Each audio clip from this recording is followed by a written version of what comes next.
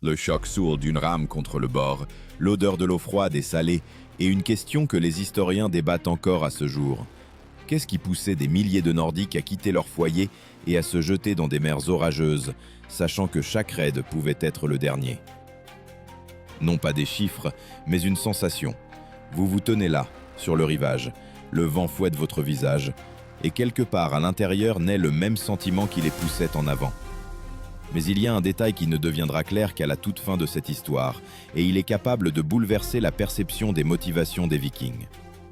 Selon les chercheurs contemporains, les changements climatiques du 8e siècle et la croissance démographique en Scandinavie exerçaient une pression sur les communautés, les forçant à chercher de nouvelles terres.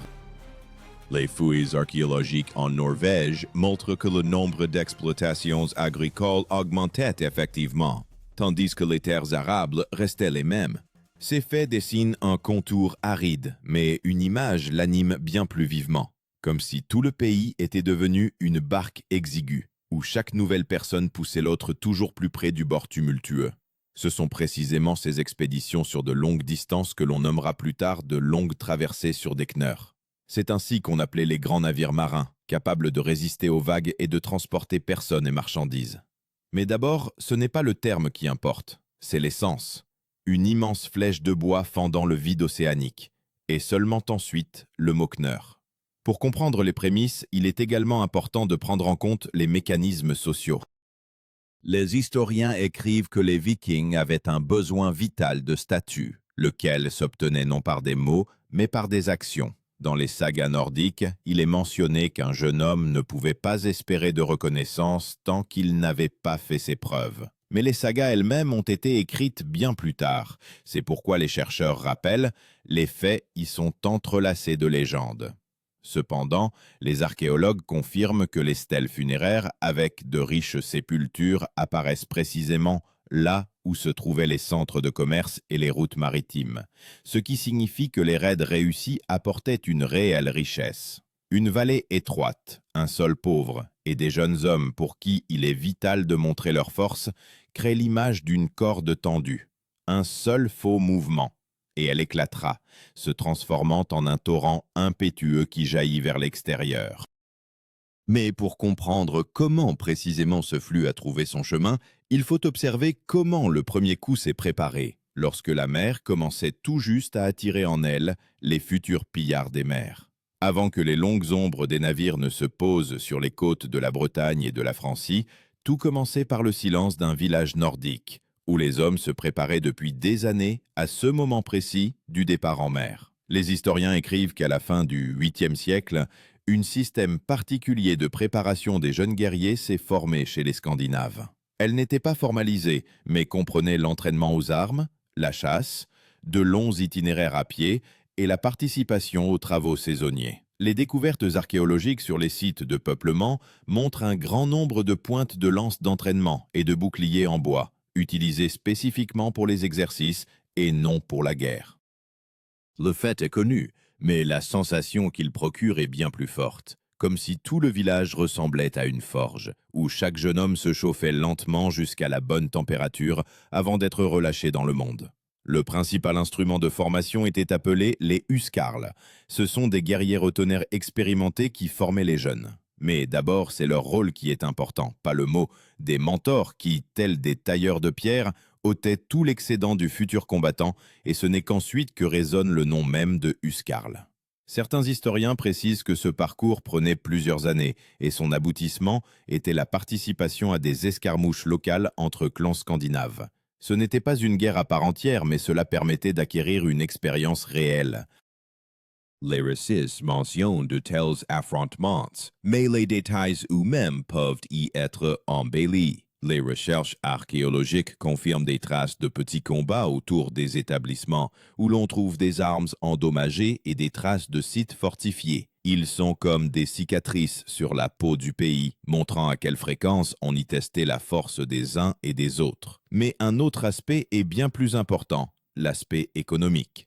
Dans les régions du Nord, le rendement des récoltes était faible et les hivers longs. Les historiens notent que les familles préparaient des provisions presque toute l'année et une bouche supplémentaire devenait un problème. Pour un jeune homme, cela signifiait la nécessité soit d'agrandir les terres familiales, soit d'acquérir des richesses, soit de prendre la mer. L'image est simple, comme si chaque année, un hiver rigoureux éliminait ceux qui n'avaient pas réussi à se faire une place à table.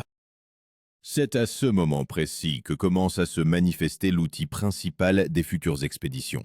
Les coques longues et légères des navires, taillés dans le chêne ou le pin, permettaient aux Vikings de naviguer aussi bien en mer que sur les rivières. Les archéologues ont découvert les vestiges de plusieurs chantiers navals où de tels navires étaient construits, et des traces d'outils, indiquant la grande qualification des maîtres artisans. Les chercheurs contemporains affirment que la construction d'un seul navire nécessitait du bois équivalent à plusieurs dizaines de mètres cubes et le travail d'une équipe de dizaines de personnes. Mais les chiffres arides pâlissent devant l'image. Comme si la terre de Scandinavie elle-même, les arbres, les pierres et le vent froid s'unissaient pour créer une machine capable de traverser la moitié du monde. Cette ossature navale formait la stratégie principale des Vikings. Leurs attaques étaient fulgurantes et leurs voies de retraite rapides. Ce que nous appellerons plus tard des raids maritimes était alors plutôt le mouvement d'un organisme vivant, capable d'apparaître n'importe où. Mais pour comprendre comment cette préparation s'est transformée en le premier véritable coup, il faut voir le moment même du départ, celui où la corde tendue des terres nordiques s'est violemment relâchée vers des rivages étrangers. Lorsque le jour du départ arrivait, tout changeait instantanément. Le village, qui hier bourdonnait de voix et de coups de hache, s'immobilisait désormais, comme si la nature elle-même retenait son souffle. Les historiens écrivent que les premières grandes expéditions vikings de la fin du 8e siècle commençaient à la fin du printemps, lorsque les rivières se libéraient de la glace et que les jours devenaient suffisamment longs pour les traversées maritimes. Les données archéologiques des côtes norvégiennes confirment des traces de chantiers navals saisonniers, où les navires étaient mis à l'eau précisément durant ces mois. Mais la sensation est bien plus forte que les faits, comme si le printemps lui-même ouvrait des portes, derrière lesquelles commençait une toute autre vie. À ce moment-là, l'ordre de commandement à bord du navire devenait particulièrement important. Il était incarné par des hommes dont le rôle se faisait d'abord sentir dans chaque mouvement de l'équipage, et ce n'est qu'ensuite que leur nom était prononcé, les timoniers, que les Scandinaves appelaient steermen. Ils ne se tenaient pas à la barre elle-même, comme le capitaine d'un navire moderne, mais plus près du milieu, tenant le long gouvernail de bord, comme la colonne vertébrale d'une bête vivante qu'il fallait diriger. Les historiens notent que chaque navire pouvait transporter plusieurs dizaines de personnes. Selon les estimations des chercheurs, les premiers modèles pouvaient accueillir environ 3 dizaines ou un peu plus de guerriers, bien que les chiffres exacts dépendaient du type de navire. Ces hommes devaient travailler comme rameurs, combattants et éclaireurs, remplissant des fonctions qui seraient aujourd'hui réparties entre différents spécialistes. Sur de nombreux navires, il n'y avait pas de place pour le surplus d'équipement. Chaque objet avait son importance. L'image est évidente ici. Comme dans une bête gigantesque où chaque os en soutient un autre, et si l'un se brise, tout le corps périt. Avant le début de l'expédition, les capitaines réunissaient un conseil que les historiens appellent le Thing. C'est une assemblée d'hommes libres capables de prendre des décisions concernant l'itinéraire, le butin et la répartition des risques. Mais l'essence prime sur le mot. Un cercle de personnes qui décidaient ensemble de la direction du navire et seulement après cela venait le terme thing. Contrairement aux structures monarchiques tardives, ici tout dépendait de l'accord et cela ajoutait de la tension. Chaque participant n'était pas seulement un rouage mais une partie vivante de la décision. Lorsque les navires étaient poussés à l'eau, commençait un rituel, rarement décrit directement dans les sources, mais confirmé par les ethnographes et les historiens. Les hommes touchaient le flanc du bateau de la paume de la main, ou avec la poignée de leur arme. Ce n'était pas une action religieuse au sens strict, mais cela ressemblait au geste moderne d'un athlète avant le départ. Et l'image est particulièrement frappante ici, comme si chacun versait dans le navire une goutte de sa propre bravoure. La première étape du voyage se déroulait le long des côtes, où les Vikings pouvaient jeter l'ancre, attendre la fin du mauvais temps ou reconstituer leurs réserves d'eau. Les découvertes archéologiques sur les sites d'escale indiquent des traces de camps temporaires, des eaux carbonisées et des foyers en pierre qui pouvaient appartenir à de telles traversées. Mais la mer dictait presque toujours sa loi. Le vent pouvait pousser les navires pendant plusieurs jours, prolongeant un trajet qui, dans des conditions idéales, aurait pris moins d'une semaine. Ce contraste, de vastes espoirs et des possibilités limitées, transformait chaque départ en une lutte contre l'imprévisibilité. Lorsque l'horizon disparaissait dans le brouillard et qu'il ne restait que le rythme des rames, la principale épreuve commençait. La traversée vers des rivages étrangers, où chaque erreur pouvait signifier la mort. Mais c'est là que naissait le célèbre effet de surprise, grâce auquel les premiers raids devinrent des légendes, dont les moines écrivaient et que des royaumes entiers craignaient. Pour comprendre comment ce coup fut porté, il faut voir ce qui se passait au moment où, pour la première fois, les murs de Lindisfarne apparurent sur l'eau. Lorsque les silhouettes de Lindisfarne se dessinaient dans le lointain brouillard, la mer cessait déjà d'être une alliée. Elle devenait une scène sur laquelle les Vikings devaient jouer le premier acte réel de leur nouvelle histoire. Les historiens notent que l'attaque du monastère de Lindisfarne eut lieu à la fin du 8e siècle, et c'est cet épisode que les chroniqueurs européens décrivirent comme le début de l'ère viking. Les moines écrivaient sur la mer, noircie par les navires, bien que les chercheurs contemporains considèrent cela comme une exagération imagée. Il est très probable qu'il n'y avait que peu de navires, pas plus de quelques dizaines. Mais ce fait pâlit devant le tableau émotionnel laissé par les témoins. Les cris des mouettes, le son de la cloche et l'apparition d'hommes dont la détermination était plus forte que la peur de la mort. Ici, la méthode de débarquement devient particulièrement importante, que l'on nommera plus tard la percée côtière, un échouage rapide du navire en eau peu profonde afin que les guerriers puissent débarquer instantanément. Mais c'est d'abord l'action qui importe, le mouvement lorsque la coque du navire s'enfonce dans le sable avec un choc, comme si elle libérait la tension de toute la traversée. Et seulement ensuite vient le terme de percée côtière. Une telle méthode permettait aux Vikings d'apparaître presque silencieusement et sans avertissement, ce qui rendait leurs attaques particulièrement dangereuses pour les communautés non préparées. Les sources monastiques écrivaient que les guerriers se déplaçaient rapidement et de manière coordonnée. Selon les estimations modernes, leur armement comprenait des lances, des haches et des boucliers. Les archéologues ont trouvé de tels objets dans les sépultures des Nordiques datant de la même époque. Le poids d'un bouclier pouvait atteindre plusieurs kilogrammes, mais l'essentiel était la technique. Les historiens affirment que les Vikings utilisaient une formation dense, semblable à un mur vivant. Un type de cette formation sera plus tard appelé le mur de bouclier, mais avant cela, l'image, une ligne d'hommes qui avance comme un organisme unique, repoussant les coups et exploitant toute faiblesse de l'ennemi. L'attaque de Lindisfarne n'était pas un simple pillage, c'était un signal. Les moines écrivaient que la fureur des païens du Nord s'était abattue soudainement, et la peur qu'ils inspiraient se répandait le long de la côte aussi vite que la fumée. Mais les lignes arides des chroniqueurs pâlissent devant l'image, un petit détachement qui déchire le monde familier, comme la foudre frappant un arbre sec. Et pourtant, les historiens soulignent que ce raid n'était pas quelque chose de monstrueusement unique pour l'époque. Des raids de pirates existaient sur toute la côte européenne, et les Vikings n'ont fait qu'ajouter une nouvelle force à ce monde. Cependant, leur arme principale était la vitesse. Ils pouvaient apparaître à un endroit le matin et disparaître derrière la ligne d'horizon le soir. Les recherches archéologiques sur les sites d'escale sur les côtes britanniques montrent des traces minimales de séjours prolongés, des foyers, un peu de bois carbonisés, des fragments de courroies. Tout cela indique que les Vikings ne s'attardaient pas plus que nécessaire. C'est précisément cette manière d'agir qui a fait de leur nom une légende, bien qu'eux-mêmes n'aient pas encore conscience de l'ampleur de l'avenir. Pour eux, ce n'était qu'un premier pas vers la richesse, la gloire et la reconnaissance. Mais les rumeurs parvenant aux côtes concernant les prouesses faciles, les richesses des vases sacrés et l'impuissance des monastères commencèrent à faire fondre la glace dans le cœur de ceux qui hésitaient encore.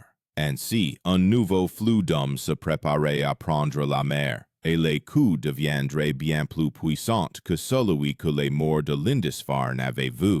Après Lindisfarne, le monde ne pouvait plus retrouver son rythme d'antan. Les rumeurs se propageaient plus vite que les navires, et chaque royaume le long de la côte commençait à sentir, comme si une main se cachait dans le brouillard, prête à porter un nouveau coup. Les historiens notent que peu après les premiers raids, les Vikings commencèrent à agir de manière plus organisée. Ils rassemblaient de grandes troupes, unissant des hommes de différents fjords. Les chercheurs contemporains estiment qu'au début du IXe siècle, de telles formations pouvaient compter plusieurs centaines de guerriers, bien que les chiffres exacts restent sujets à débat. Mais le tableau est plus important, comme si les terres du Nord ouvraient un immense barrage d'où jaillissaient des flots de jeunes hommes avides de se prouver. Durant cette période, le mécanisme de répartition du butin acquit une importance particulière. Il était d'abord perçu comme une loi interne de l'expédition, et ce n'est qu'ensuite qu'il fut désigné par le mot jarl, un chef qui dirigeait le raid et déterminait la part de chaque participant. Mais avant tout, le rôle lui-même est important, une personne qui décidait qui rentrait chez lui en héros et qui restait en marge de la société. Les descriptions historiques mentionnent que le butin était partagé selon les mérites, et même les guerriers les plus humbles pouvaient recevoir une partie de l'argent. Les découvertes archéologiques en Scandinavie le confirment. Les trésors de cette époque contiennent souvent des bracelets en argent avec des cassures caractéristiques. Ils pouvaient être brisés en morceaux comme une sorte d'équivalent monétaire. Avec l'intensification des raids, la tactique changeait également. Les historiens écrivent que les Vikings n'agissaient pas seulement depuis la mer. Ils utilisaient les rivières comme des routes, permettant à leurs navires légers de pénétrer profondément à l'intérieur des terres. Les vestiges de navires, trouvés dans les tourbières danoises et les fjords norvégiens, confirment le faible tirant d'eau des embarcations, grâce auquel elles pouvaient passer là où des bateaux plus lourds se seraient échoués. Le sens de ce fait est simple. Les Vikings transformèrent le paysage européen en leur propre réseau de voies. L'image qui naît ici est presque cinématographique, comme si ce n'étaient pas les eaux des rivières qui coulaient dans les veines du continent, mais les lignes d'acier de leurs itinéraires. Lorsque les troupes devenaient plus importantes, elles nécessitaient une coordination. Les historiens mentionnent que des corps sonores étaient utilisés pour transmettre des signaux. Mais la sensation est plus importante. Un son grave et vibrant qui pénètre jusqu'aux os, forçant chacun à savoir « il est temps de bouger ». Et seulement ensuite le terme, qui se fixera plus tard comme corps de guerre. Son son pouvait signifier tout, attaque, rassemblement, alerte. Pour ceux qui l'entendaient pour la première fois, il ressemblait au rugissement d'une bête immense sortant de la forêt. Les premiers raids d'envergure ont révélé un avantage surprenant des Vikings, leur capacité à changer de stratégie en fonction du terrain. Les chroniques rapportent que les Nordiques évitaient parfois les forteresses et les villes, préférant attaquer les monastères, les bourgs commerciaux et les riches domaines. Mais lorsque l'objectif était réellement important, ils n'hésitaient pas. Un de ces épisodes concerne les attaques sur la côte franque. Les sources indiquent que le roi des Francs fut contraint de fortifier les ports et d'introduire des garnisons supplémentaires. Cependant, les fouilles archéologiques montrent que de nombreuses fortifications restaient tout de même vulnérables aux raids rapides. Le contraste est frappant. Des murs de pierre contre des bateaux en bois, et pourtant ce sont ceux qui se déplacent le plus vite qui l'emportent. Avec l'accroissement de l'ampleur des expéditions, les pertes augmentaient également. Les historiens notent que chaque expédition recelait des risques. Les tempêtes pouvaient chavirer les navires, les maladies se propageaient dans les camps exigus, et des escarmouches infructueuses pouvaient anéantir toute la troupe. Mais cela ne faisait qu'attiser le culte de la gloire personnelle. Les Nordiques croyaient que la mort au combat était la meilleure issue, et cette idée les transformait en guerriers difficiles à arrêter par la peur. L'image ici est particulièrement puissante, comme si chacun d'eux se tenait au bord d'un abîme, mais voyait non pas une chute, mais une possibilité de s'envoler. Les Vikings commencèrent à construire des camps de longue durée en terres étrangères. Les historiens appellent de tels camps des kroods, des bases fortifiées temporaires où les troupes pouvaient hiverner, réparer les navires et préparer de nouveaux raids. Mais c'est d'abord leur fonction qui est importante. Un refuge au milieu d'un monde étranger où le feu des campements raccourcit la nuit et les murs, hâtivement construits en bois et en terre, deviennent la seule protection. Les découvertes archéologiques en Angleterre et en Irlande confirment la présence de tels camps. Des vestiges de remparts en terre, des traces de forges, des fragments d'armes. Il donne l'impression que quelqu'un créait à la hâte de petites îles de Scandinavie au milieu d'une terre hostile. Monastères, villes, centres commerciaux, tout devenait une cible. Les chroniques décrivent souvent les attaques du point de vue de l'horreur et de la destruction, Mais les historiens modernes soulignent, les Vikings n'agissaient pas de manière chaotique, mais pragmatique. Ils choisissaient les points faibles, planifiaient les itinéraires de retraite, s'efforçaient d'éviter les grandes armées. Parfois, ils concluaient même des accords pour le paiement d'argent en échange de la paix. Ce mécanisme sera plus tard appelé le Dangeld. Mais d'abord, c'était simplement un marché. Prendre des trésors non par l'épée, mais par une main tendue pour une rançon. Cependant, plus les Vikings s'enfonçaient dans la Grande-Bretagne et les terres franques, plus il devenait évident que de simples raids ne suffisaient plus. Des détachements isolés commençaient à s'unir pour former des armées entières, capables de mener de longues campagnes. Dans certains cas, les historiens notent la présence de milliers de guerriers, bien que les chiffres exacts soient encore débattus. L'image d'un mouvement d'ampleur est inévitable, comme une tempête unique qui prend de la force, unissant de nombreux petits vents en un seul flux destructeur.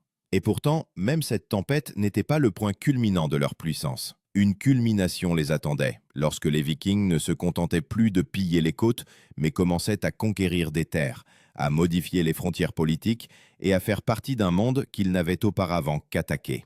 C'est là que mènent les fils de cette histoire, vers le moment où le coup cesse d'être un raid et se transforme en conquête, lorsque la tempête du Nord se transformait en une force permanente. L'Europe comprit, les Vikings ne disparaissaient plus à l'horizon après un raid. Ils restaient. Les historiens écrivent qu'au milieu du IXe siècle commence une nouvelle étape, non plus de simples attaques pour le butin, mais une lutte pour les territoires. En Angleterre apparaissent les premières mentions d'une grande armée, une force unifiée composée de détachements de différents jarls. Les chroniques anglo-saxonnes décrivent ces forces comme immenses, bien que les chercheurs contemporains estiment qu'il pouvait s'agir de plusieurs milliers de guerriers. Mais les chiffres arides ne donnent qu'une ombre de ce qui se passait. La vérité principale, une sensation. La Terre, habituée aux raids isolés, entend soudain les pas d'une armée entière, et chaque pas résonne comme un battement de cœur alourdi. C'est à cet instant précis qu'un nouveau type de force politique devient particulièrement important. Son action se ressent dans la manière dont les détachements s'unissent, et ce n'est qu'ensuite que résonne le terme « konung », un chef militaire dont le pouvoir est bâti sur des expéditions réussies et la capacité à maintenir une alliance. Mais avant cela, son essence est importante. Un homme qui transforme les voies dispersées des ambitions en un ordre unique. Les sources mentionnent de tels leaders avec prudence, car les chroniques étaient écrites par leurs ennemis ou leurs descendants. Cependant, les découvertes archéologiques confirment la présence de grands camps où ces forces unifiées auraient pu se trouver. Lorsque les Vikings assiégeaient des villes, ils agissaient de manière tout à fait différente de celle des raids rapides. Les historiens notent que certaines attaques duraient des semaines. Des fortifications en terre étaient construites, les routes d'approvisionnement étaient coupées, des gardes étaient organisés. Cela prouve que les Vikings savaient mener des campagnes prolongées si l'objectif l'exigeait. Dans les fortifications découvertes en Angleterre, on voit des traces de travail systématique. Le fossé est creusé droit et profond. Le rempart est compacté avec des couches de terre et d'argile. L'image ici est presque palpable. Des gens qui, il n'y a pas si longtemps, avaient fait s'échouer leur navire sur le rivage, creusent maintenant la terre, comme s'ils voulaient s'y enraciner. Cependant, toutes les terres ne se soumettaient pas par la force. Parfois, les armes cédaient la place à un accord. Les rois anglo-saxons concluaient des traités avec les Nordiques, leur permettant de fonder leur propre colonie. Les historiens appellent ces territoires le Danelaw, une région où les lois et les coutumes scandinaves devenaient dominantes. Mais d'abord, c'est l'idée qui est importante. Un espace où la terre étrangère cesse d'être étrangère. Et seulement ensuite, le mot Danelaw. Les fouilles archéologiques confirment la présence de telles colonies.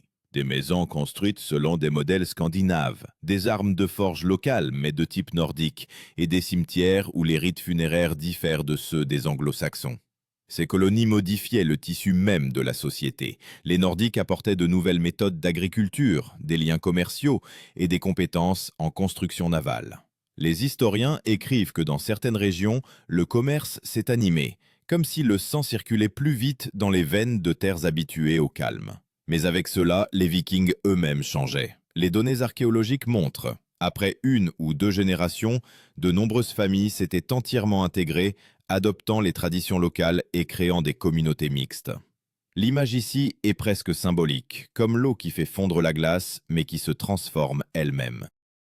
Pendant ce temps, sur le continent, les terres franques subissaient leur propre série d'affrontements. Les chroniques décrivent les raids sur Paris, où les Nordiques tentaient d'utiliser les rivières comme voie de siège. Les chercheurs contemporains confirment que le siège de Paris dura longtemps et devint l'un des plus grands affrontements de l'époque. Mais même cette ampleur ne donnait pas de réponse complète à la question principale. Qu'est-ce qui poussait les Vikings? La gloire? L'or? La nécessité de chercher de nouvelles terres? Les historiens divergent, mais l'archéologie nous donne un indice. Des trésors d'argent, cachés loin de leur terre natale, suggèrent que leur motivation était plus complexe que toute explication unique. Les expéditions les plus lointaines les menèrent en Espagne, en Italie et à l'Est, le long des fleuves russes jusqu'à la mer Noire. Les chroniques des terres orientales décrivent les Nordiques comme des ruses, marchands et guerriers, qui pouvaient être aussi bien diplomates que mercenaires. Cependant, il est important de comprendre. Différentes sources parlent de différents groupes de personnes, et les chercheurs soulignent que cette question reste sujette à discussion. Mais l'image qui émerge est puissante, comme si le vent du Nord avait appris à changer de direction, non seulement en détruisant, mais aussi en créant des ponts entre les cultures. Et pourtant, le point culminant de cette histoire ne réside pas dans les victoires ni dans les conquêtes. Elle réside dans ce moment où les Vikings, autrefois de jeunes garçons dans les vallées scandinaves exiguës, commencèrent à rentrer chez eux, non seulement avec du butin, mais aussi avec une nouvelle compréhension du monde. Les fouilles archéologiques montrent des objets en argent, des parures d'origine orientale, des tissus rares. Tout cela apparaissait dans les foyers scandinaves comme une trace de leur voyage. Cela changeait la société de l'intérieur. L'image de petits fjords dans lesquels s'allume soudain la lumière de cultures lointaines, comme le reflet d'incendies vus à des milliers de kilomètres. Au IXe et Xe siècle, les Vikings n'étaient déjà plus seulement des assaillants. Ils devinrent des marchands, des souverains, des mercenaires, des propriétaires terriens. Certaines de leurs dynasties sont entrées dans l'histoire de l'Europe, et leurs noms ont à jamais modifié la carte politique du continent. Les historiens écrivent que les descendants de ces guerriers devinrent rois d'Angleterre et fondateurs d'États. Mais les ossements anciens, découverts par les archéologues, portent encore les traces d'hommes qui, autrefois, maniaient la rame et regardaient la mer froide en face. Et maintenant, alors que les fils de cette histoire s'entrelacent, vient le moment de répondre à cette question qui résonnait depuis le début. Qu'est-ce qui poussait des milliers de Nordiques à quitter leur foyer et à partir là où chaque raid pouvait être le dernier? La réponse ne réside pas dans un seul motif ni dans une seule légende. Elle se trouve dans le désir humain de dépasser les frontières, celle tracée sur les cartes et celle qui réside à l'intérieur. Et ici, une question personnelle se pose inévitablement à toi. Pourrais-tu, en abandonnant tout, t'avancer dans l'eau glacée et faire un choix qui changerait non seulement ton destin, mais aussi celui de peuples entiers? L'histoire des Vikings montre que parfois, seuls ceux qui ne craignent pas les tempêtes, mais vont droit en leur cœur, sont capables de faire un pas en avant.